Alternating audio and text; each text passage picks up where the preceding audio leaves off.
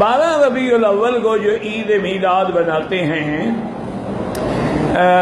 کیا کوئی حدیث موجود ہے؟ ہمارے ایک پیر صاحب بڑی بڑی دلیلیں پیش کرتے ہیں، انشاءاللہ ایک حدیث بھی وہ پیش نہیں کر سکتے، وہ 100% جھوٹی دلیلیں ہوتی ہیں۔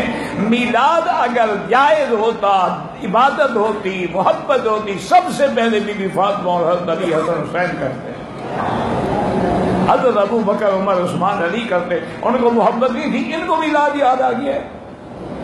اور ان مولوی صاحبان جو دلیلیں دیتے ہیں، ان کو کہو کچھ شرم کرو، میلاد مناتے ہو تو پھر حضور کو بشر تو مانو۔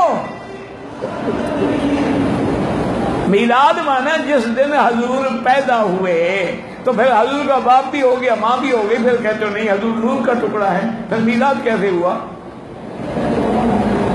کوئی ایک بات تو کرو نا۔ اگر حضور اللہ کے نور کا ٹکڑا ہے تو کب وہ نور کا ٹکڑا ٹوٹا؟ کون سی تاریخ تھی؟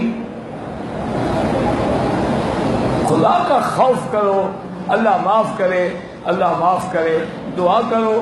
بہت سارے لوگ جو ہیں وہ لوگوں کو اسی، جیسے میں نے کہا نا، بہت سارا سال یہاں رہتے ہیں، تسبیحاں ہاتھ میں ہیں، سارا دن طواف بھی کرتے ہیں، گزارا لوگوں کی بکریوں پر ہے، حاجیوں سے بکریاں وصول کریں، کچھ حج بدل کا کاروبار کرتے ہیں، یہ حج بدل کرانا ہو تو ہمارے پاس انتظام ہے، الحمدللہ کراتا کوئی بھی نہیں۔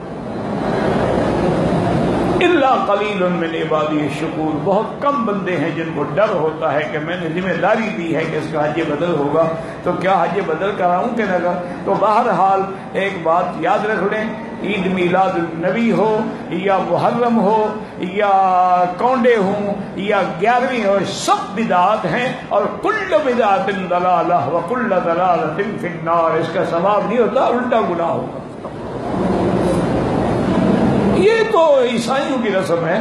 اب باقاعدہ جیسے وہ کرسمس بناتے ہیں نا جی، عیسیٰ علیہ السلام کے نام پر لائٹنگ کرتے ہیں، اب ہم بھی لائٹنگ کرتے ہیں، جیسے وہ کیک رکھ کے شمع جلاتے ہیں، اب ہم بھی جلاتے ہیں، حضور کے نام پر بڑے بڑے کیک بناتے ہیں۔ انا للہ و انا الیہ راجعون۔